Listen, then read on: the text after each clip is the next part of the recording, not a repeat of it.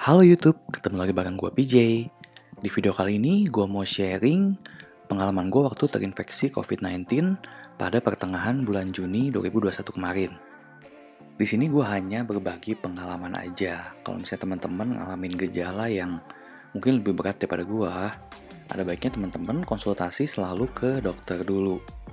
Waktu gue cerita ke teman-teman gue, pertama kali pertanyaannya itu, kena di mana? Gue sendiri sebenarnya nggak tahu pasti sih gue kena di mana.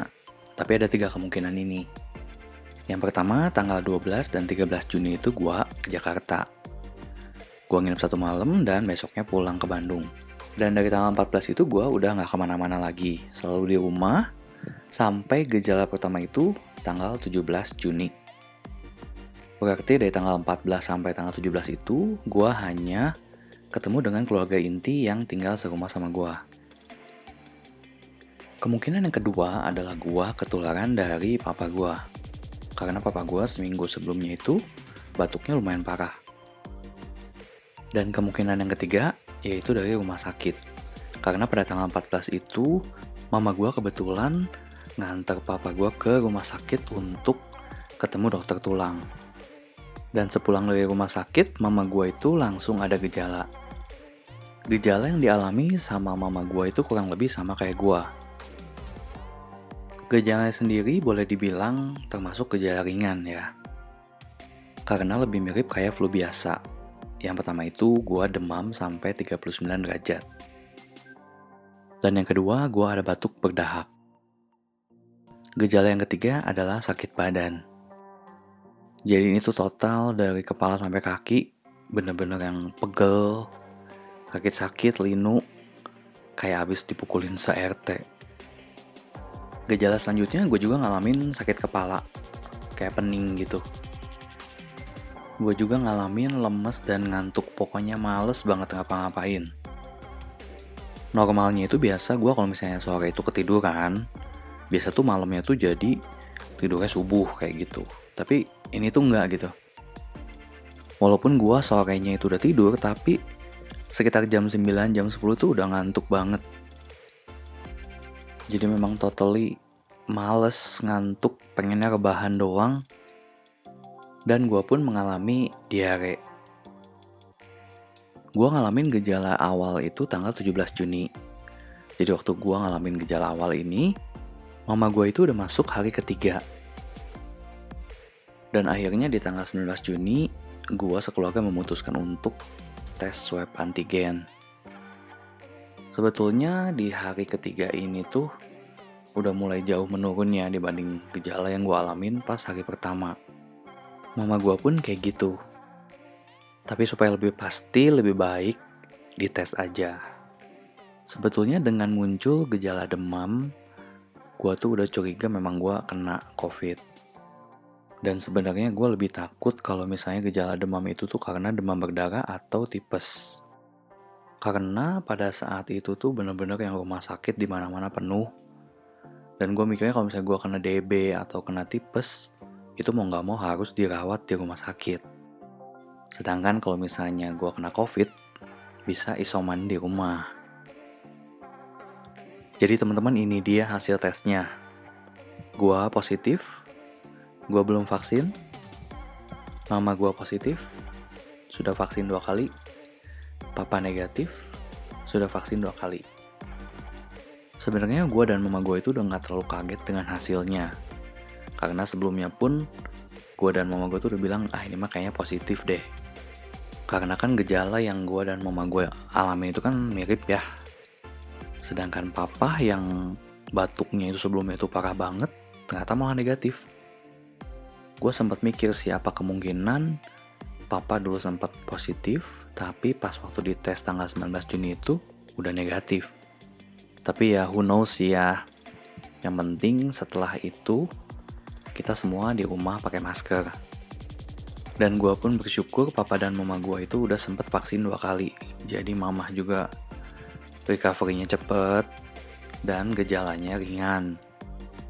Gue sendiri sebetulnya baru dapat jadwal vaksin itu awal Juli. Tapi karena udah kena COVID duluan, jadi mau gak mau harus nunggu 3 bulan dulu. Jadi buat teman-teman yang ada kesempatan vaksin, Yuk cepet-cepet vaksin, mau vaksinnya apapun, gak usah milih-milih. Oh ya, gue sendiri termasuk yang sangat mengikuti prokes. Bahkan dari awal ada COVID itu, gue udah pakai masker 2 lapis. Dan hand sanitizer kemana-mana, cuci tangan sering banget, sampai kulit pada kering. Dan yang kayak gue pun masih bisa kena, apalagi yang gak pakai masker. Oke, next. Kita bahas gejala-gejala selanjutnya. Hari ketiga, hari gua swab itu, suhu gua udah ke 37,5 derajat. Batuknya udah mulai agak reda, dan malam sebelumnya itu, hidung gua sempat mampet. Padahal nggak bersin-bersin. Bisa dibilang gua hampir nggak ada pilek ya, cuman tetap aja ada ingus. Sakit badan udah mulai berkurang. Dan di sore hari itu, gua mulai ngalamin ageusia, alias kehilangan kemampuan untuk indera pengecap rasa. Jadi hampir semua makanan yang kita makan itu rasanya jadi aneh, terutama masakan yang asin. Kalau misalnya kayak kita makan kue atau apa yang manis kayak gitu masih agak-agak berasa enak. Buah juga berasa normal. Jadi kalau kita makan masakan yang asin itu rasanya itu jadi kayak bisa dibilang hambar dan aftertaste-nya itu pahit. Dan yang paling aneh itu kalau kita makan sambal, rasanya itu kayak kita makan merica. Besoknya di hari keempat, gua mulai anosmia. Ini gua sama sekali udah gak bisa nyium bau atau wangi apapun. Pokoknya kombinasi anosmia dan ageusia tadi benar-benar bikin kita gak nafsu makan. Tapi karena kita supaya bisa ngelawan virus itu kita harus dapat nutrisi yang cukup, jadi ya harus dipaksain makan. Di hari ke-6 ini gue sempet demam lagi sampai ke 38 derajat. Dan gue lanjut minum obat flu, akhirnya besoknya udah gak demam lagi. Sampai ke hari ke-10 itu gue udah merasa lebih baik ya. Tinggal masih anosmia, masih ageusia, dan masih ada batuk sedikit. Tapi perasaan badan itu udah jauh lebih baik. Puji Tuhan dari hari pertama, gue sama sekali gak merasakan sesak nafas.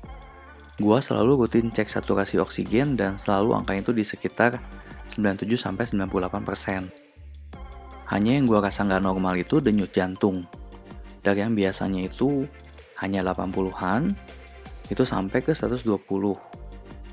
Gue sempat konsultasi ke dokter jantung dan ternyata itu normal sebagai reaksi tubuh melawan virus. Dan memang di hari ke-10 itu, detak jantung gue udah mulai normal lagi balik ke 80. Dan di hari ke-11 itu, ageusia gue udah mulai berangsur pulih, kira-kira 70% lah. Jadi makan itu udah mulai berasa agak enak lagi, tapi belum benar-benar sempurna.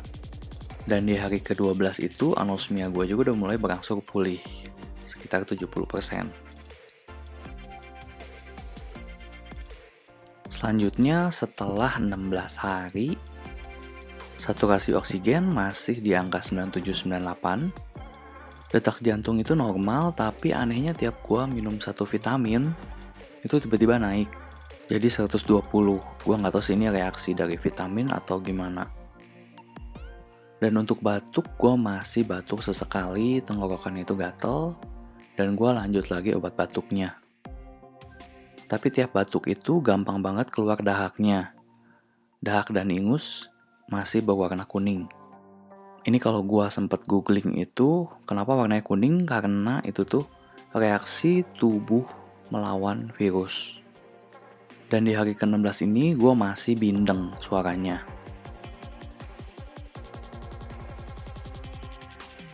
Nah selanjutnya setelah sekitar 19 hari, gua cek saturasi oksigen masih normal di 97-98. Detak jantung juga udah normal lagi ke 80. Dan di sini gua mulai vitamin itu gua minumnya hanya 2-3 hari sekali dan gua minumnya gantian. Kalau waktu di awal gejala itu gua minum vitaminnya semua sekaligus. Dan batuk gua juga akhirnya sembuh, jadi gua stop obat batuknya. Dan untuk dahak dan ingus itu warnanya udah nggak kuning lagi, tapi udah mulai jadi bening. Dan setelah 19 hari ini gue mulai olahraga ringan lagi. Bisa dibilang sih setelah 19 hari ini tuh gue udah mulai ngerasa sembuh total. Oke teman-teman, sampai sini dulu video bagian pertamanya. Dan di video selanjutnya gue bakal sharing vitamin dan obat apa aja sih yang gue konsumsi selama gue isolasi mandiri. Buat teman-teman yang kebetulan yang lagi nonton video ini yang lagi positif, tetap semangat ya, teman-teman pasti sembuh. Karena untuk yang gejala ringan itu, biasanya 3 hari pertama itu memang yang paling intens gejalanya. Jangan lupa tetap berdoa, tetap prokes, dan makan yang banyak. Supaya teman-teman bisa cepat pulih. Buat teman-teman yang mau tanya, boleh langsung tulis di kolom komentar di bawah. Sampai ketemu di video bagian kedua. Thank you, bye-bye.